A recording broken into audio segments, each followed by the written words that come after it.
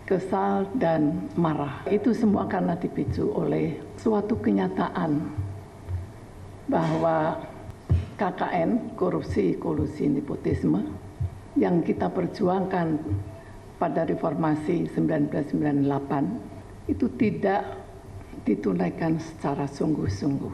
KKN justru semakin menggurita, bahkan nepotisme kekuasaan ditunjukkan, dipertontonkan kepada kita semua secara terbuka tanpa rasa malu dan salah sama sekali.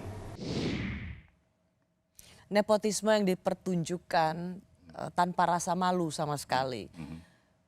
Apa pandangan Prof. Fedi kalau ada kecemasan seperti ini? Sementara tadi penjelasan sosiologinya ya rakyat bawah melihat itu sesuatu yang juga menjadi bagian dari pengalaman hidupnya. Jadi begini Bu ya, nepotisme, penyalahgunaan kekuasaan, korupsi itu adalah hal yang menjadi bensin dari sistem ekonomi politik Indonesia dari zaman Orde Baru sampai sekarang. Ya, dari zaman otoritarianisme sampai di zaman demokrasi, bensin yang menjalankan ekonomi politik Indonesia adalah korupsi, nepotisme, penyalahgunaan kekuasaan.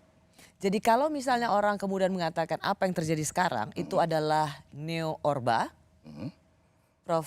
Fedi? Saya bilang bahwa sebetulnya Orba nggak pernah seluruhnya hilang. Masih ada sisa-sisanya dari dulu dan mereka yang dulu disosialisasikan dalam institusi-institusi Orba hanya kemudian mengubah diri menjadi demokrat. Kita bisa lihat bahwa setelah 98, 99 ketika banyak partai politik didirikan, berapa partai politik besar yang tidak didominasi oleh tokoh-tokoh Orba? Hampir tidak ada. Cuma mereka... Jadi mendiskontinu bahwa itu Orde Baru, ini reformasi, rasanya juga tidak sepenuhnya benar. Agak terlalu berlebihan menurut saya. Tentu ada diskontinuitas ya. Ya artinya sekarang kita ada pemilu, dulu pemilunya kita udah tahu lah hasilnya jauh sebelum harinya. Lalu ada hak-hak tertentu. Ini semuanya adalah kemajuan. Ya. Saya nggak bilang bahwa ini perlu diremehkan, tapi untuk mengatakan bahwa warisan sejarah ya dari Orde Baru itu tidak masih menghantui kehidupan politik dan ekonomi dan sosial Indonesia, menurut saya adalah suatu posisi yang naif. Dan satu lagi yang saya mau kemukakan kalau boleh itu karena barusan ada beberapa rekan yang dimunculkan gitu ya yang tentu saya mengerti itu merasa sangat kecewa dengan manuver politik yang memungkinkan Gibran itu menjadi wakil presiden, kecewa dengan ayahnya Gibran yang sempat mereka harapkan sebagai pembaharu gitu ya.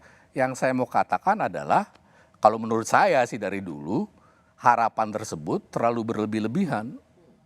Jadi bahwa sekarang ini perilakunya seperti itu buat saya logis, tidak aneh. Oke, sebentar biar saya ingin mengklirkan urutan argumentasinya Prof. Fedi. Jadi untuk para tokoh yang dulu pendukung Presiden Jokowi yang kecewa, itu sebenarnya berlebihan.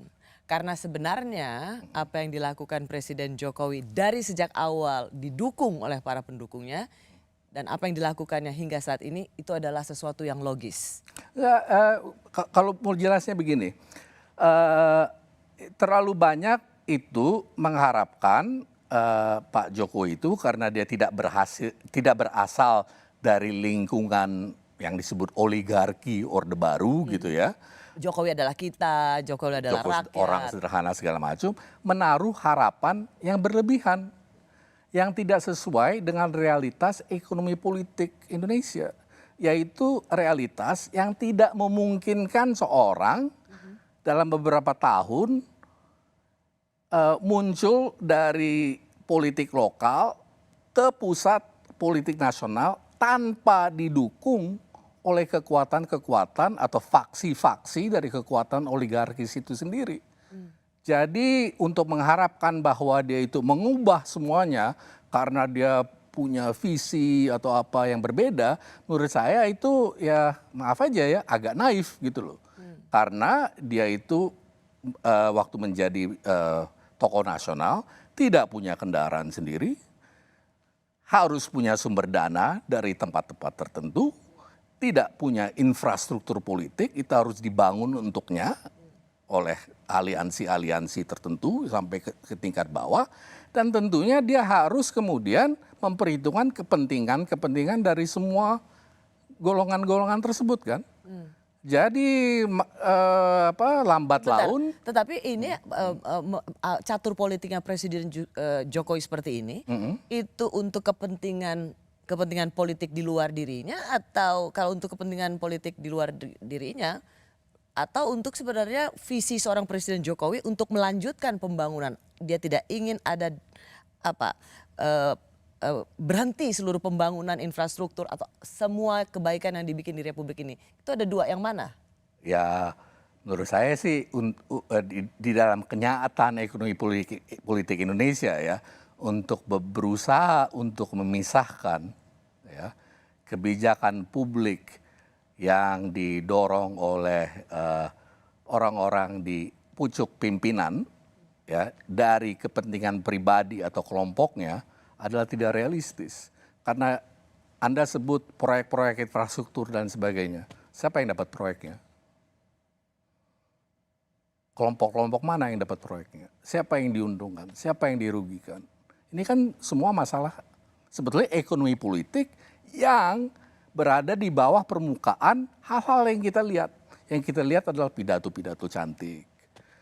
Yang kita lihat adalah upacara-upacara buka ini, buka itu. Kemudian di pemilu kita lihat itu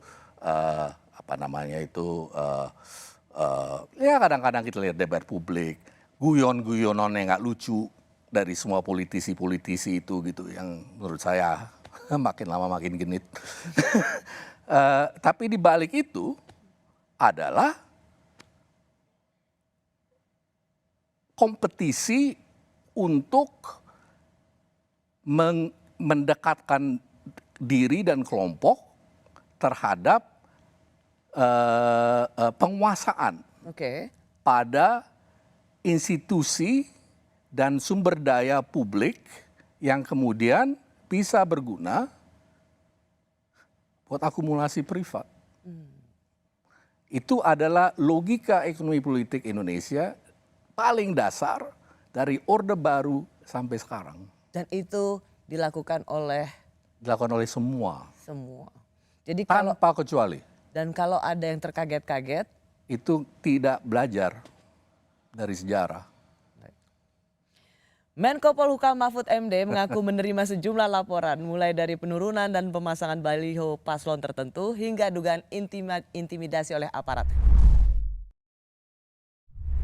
Laporan yang saya terima antara lain dugaan pemasangan baliho parpol oleh oknum tertentu, penurunan baliho parpol tertentu yang diduga dilakukan oleh aparat. Ada juga laporan sejumlah oknum polisi yang mendatangi kantor parpol tertentu yang diduga melakukan tindakan intimidasi.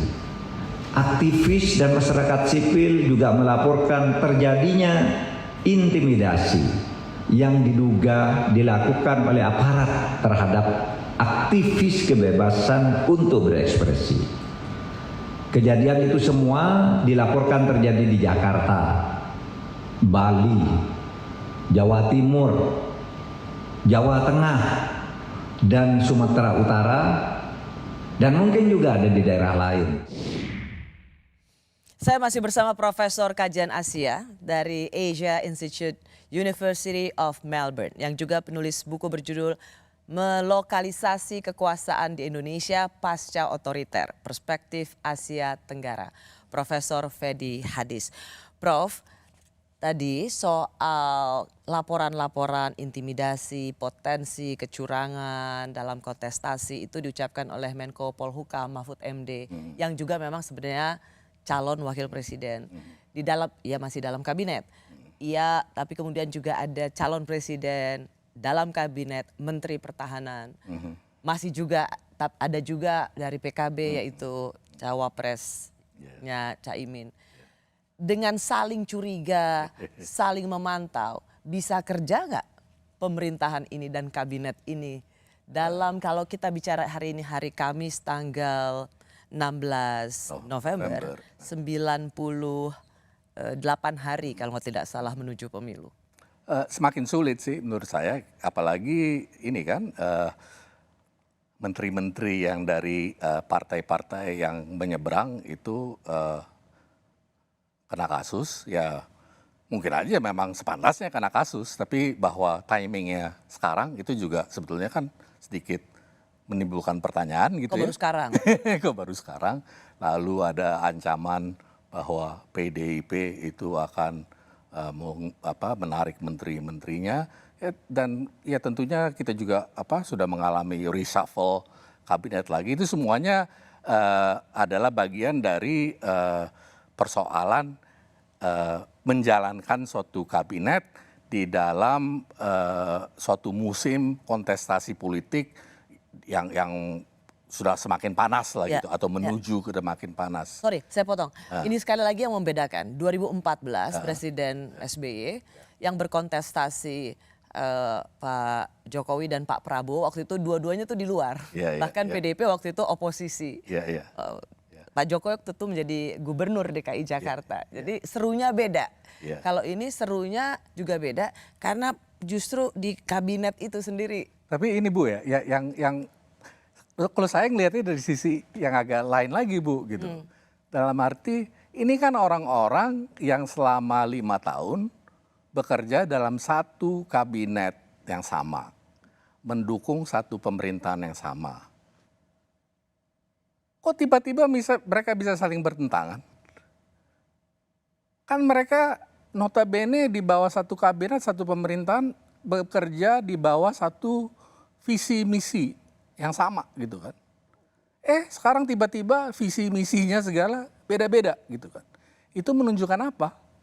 Sebetulnya kontestasi dari berbagai kubu ini sekali lagi itu tidak berdasarkan hal-hal yang substantif. Kemungkinan besar itu perbedaan-perbedaan antara mereka bisa diselesaikan lewat negosiasi, apakah di bawah tangan atau di depan televisi, ya, it doesn't make any difference gitu. Tapi yang jelas adalah bahwa mereka itu sekarang setiap 5 tahun mereka berkompetisi untuk menentukan siapa di antara mereka yang paling mempunyai otoritas terhadap semua alat yang bisa ditarik ke sini, ke sana untuk menentukan sumber daya negara itu perginya kemana. Anda memang sangat fasih dan banyak melakukan penelitian tentang oligarki kekuasaan. Jadi ini sebenarnya tentang perebutan kekuasaan berdasarkan sumber daya mana yang bisa dipakai. Jadi kalau kita contoh nih ya Prof. Edi, kemarin seharusnya Kapolri dipanggil Komisi 3 tapi diwakili oleh Kabar Harkam kalau tidak salah. Komjen Fadil Imron. Dan kemudian terjadi sengit antara Nasdem dan PDIP gitu. Yang kemudian dicelotehkan oleh Demokrat, wah inilah ketika sudah tidak lagi bersama. Apakah situasi ini sesungguhnya mencerminkan kelompok oligarki yang sedang pecah kongsi? Jadi begini Bu, oligarki itu mempunyai satu kepentingan bersama, yaitu mempertahankan struktur oligarkis itu sendiri, di mana mereka mendominasi ya seluruh infrastruktur ekonomi politik yang ada.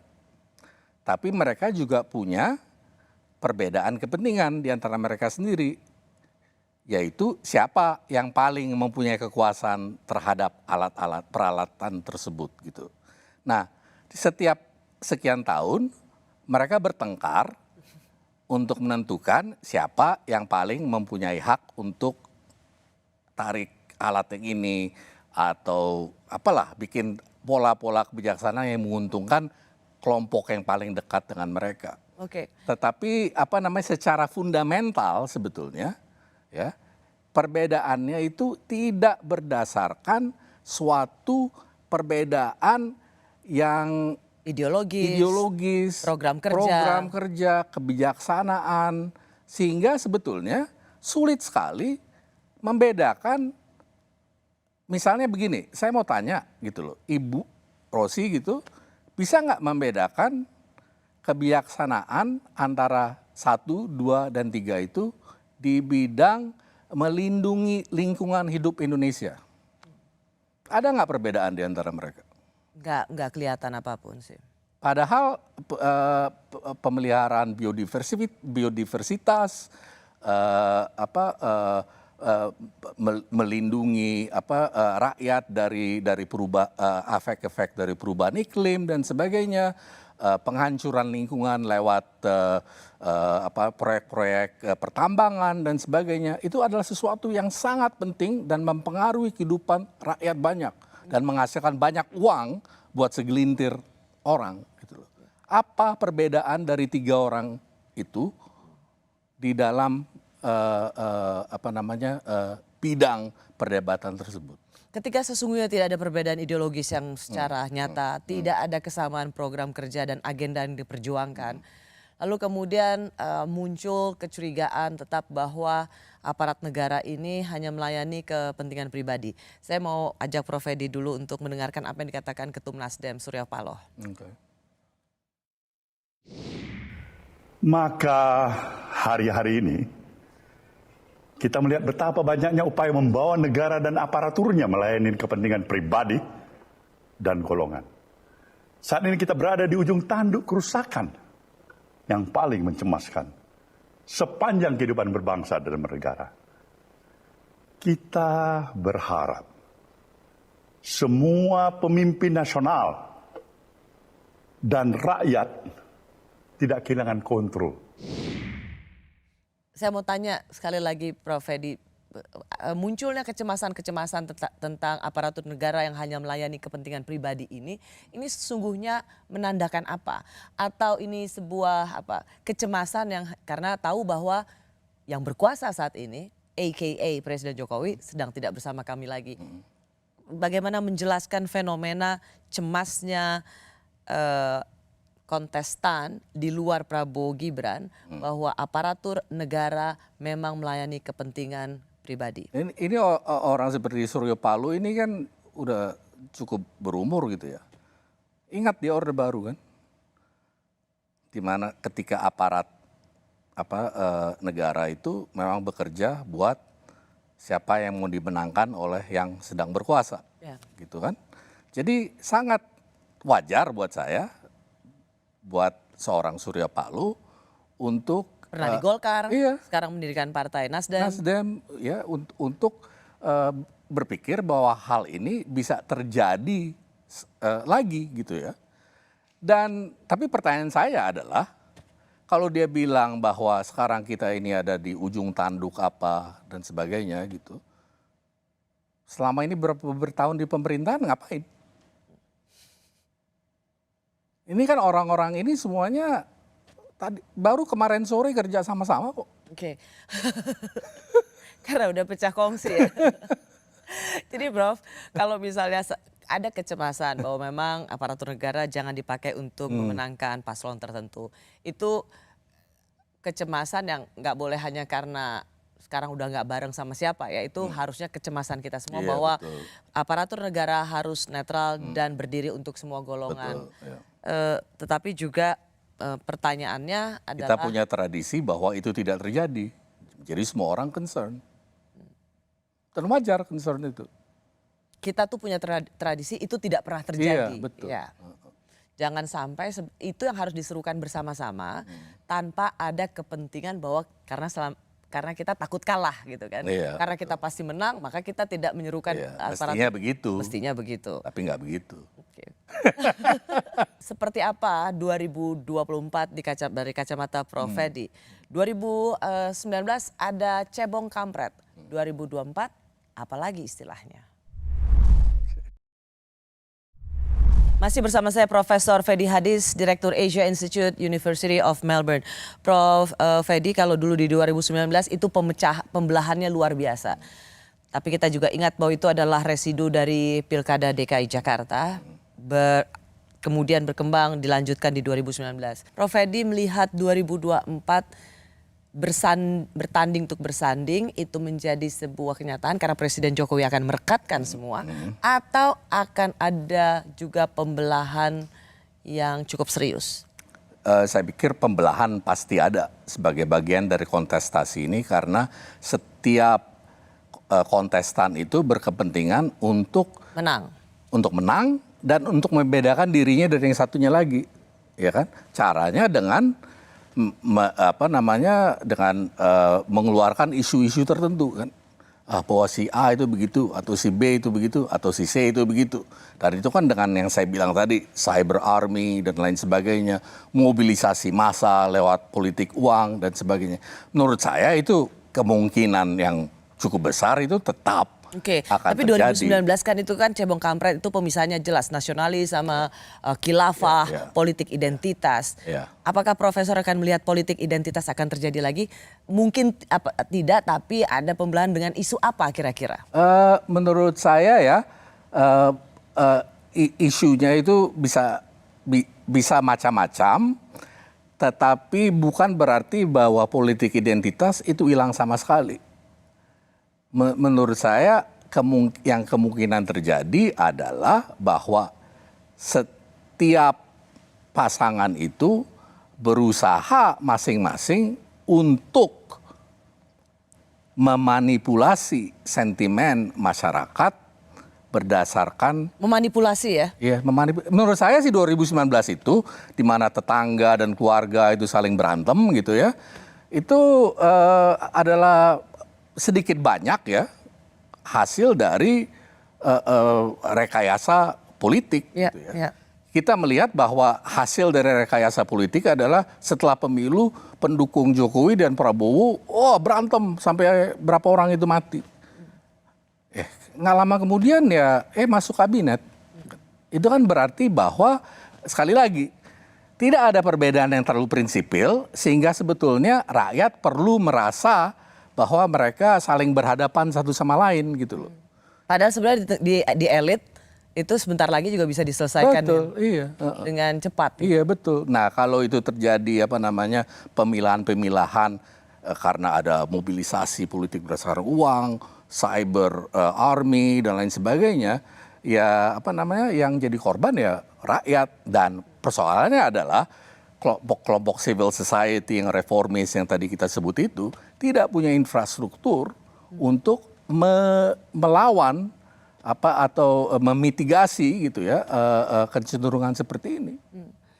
Presiden Jokowi melawan mitos lame duck atau apa yang terjadi pada presiden di banyak negara di belahan dunia tentang di akhir masa jabatan. Rasanya hampir nggak ada. Atau jarang sekali presiden di akhir masa jabatannya itu tingkat kepuasan 70%. Sekarang bersama Prabowo tapi meninggalkan Megawati.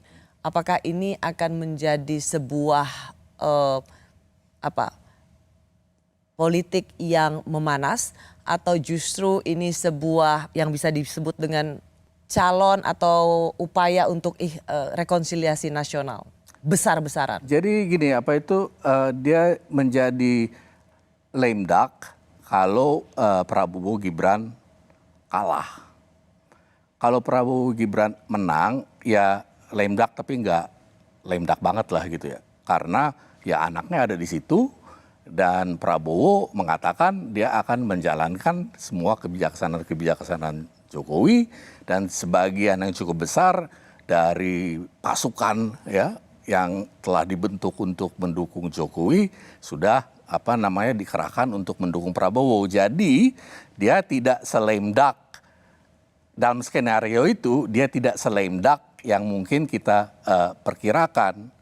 Yang menariknya adalah what happens di episode berikutnya, ya.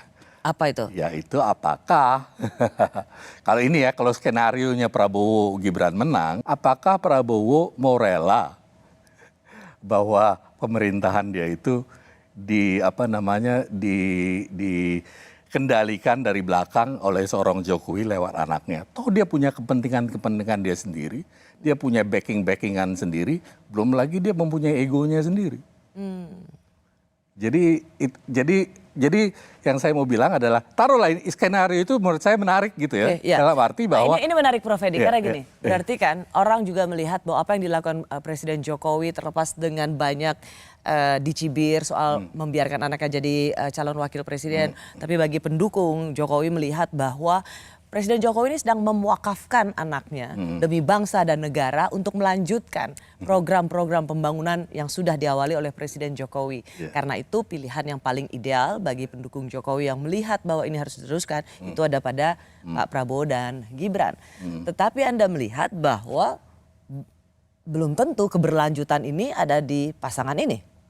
Artinya itu tidak 100%. Tidak selinier itu. Iya, tidak selinier itu karena kalau skenario itu yang jalan, menurut saya episode 2, episode 3 berikut adalah ketegangan di dalam itu. Siapa sih yang menguasai pemerintah? Ya, dan masing-masing punya jaringannya sendiri. Kan ada putranya Presiden Jokowi di situ. Ada Mas Gibran sebagai wakil presiden. Iya, tapi Prabowo bukannya orang yang ini ya, yang kita bisa minimalisir. Pertama kekuatan jaringannya sendiri dan juga kemampuan dia untuk berusaha untuk meminimalisir pengaruh Gibran di dalam pemerintahan tersebut. Walaupun nanti ya Gibran itu ya sebetulnya kan adalah suara dari bapaknya gitu ya. Tapi kalau Prabowo-nya sendiri udah jadi presiden, apakah pertanyaannya ya, apakah dia bisa dikendalikan? Taruhlah ini pemerintahan Prabowo gitu. Tapi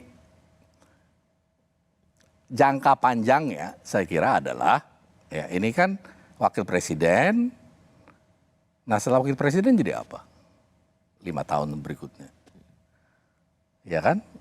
Jadi memang ya kemungkinan besar ya kalau misalnya Prabowo itu tidak bisa dikendalikan ya setidak-tidaknya yang jadi wakil presidennya itu mempunyai reputasi dan kredibilitas yang memadai untuk nanti menjadi calon presiden pada 2029 atau presiden berikutnya. Maksudnya calon presiden di 2029 dan dengan itu yang disebut dinasti politik itu aman. Prof Edi, satu yang paling baru diucapkan oleh Wakil Presiden Yusuf Kala, sebenarnya ini bukan yang pertama, tetapi kira-kira sekali lagi mengingatkan bahwa kalau ada krisis politik dan ekonomi maka Presiden Jokowi bisa jatuh.